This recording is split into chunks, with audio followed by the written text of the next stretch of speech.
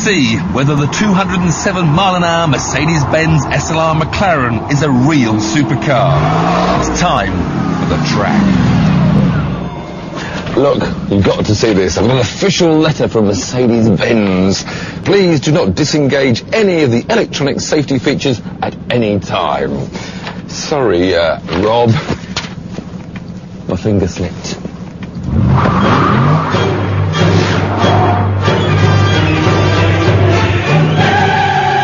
The Mercedes SLR of the 50s stood for Sporty Light Racer, but this SLR at nearly 1,800 kilos is best described as a bit of a handful.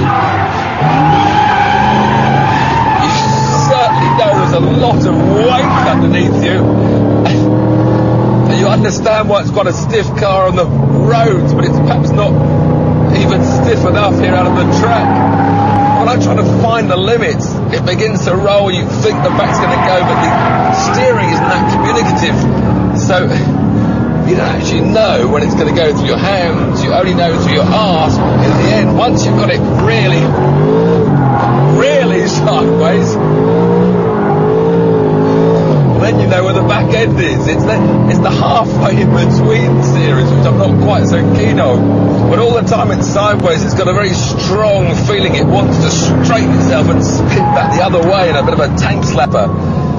So I'm never quite as happy as normal when I'm power sliding a car through the corners. Once you've kicked it through that nervous middle part of its handling and got the rear end stuck out, it's brilliant. One problem I've noticed with these little paddle shifts is that when I'm cornering, I accidentally change up when I don't want to.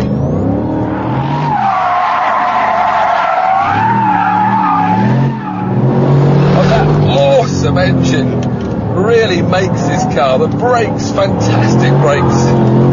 And certainly on a racetrack, they're magnificent. Even cornering with the brakes on, no kick back through the brake pedal, ease off the power, get the nose in, again the waist of the car, you need to back off to get it tucked into the corners. But even that, there's very little understeer really for such a big car, it does turn in very well.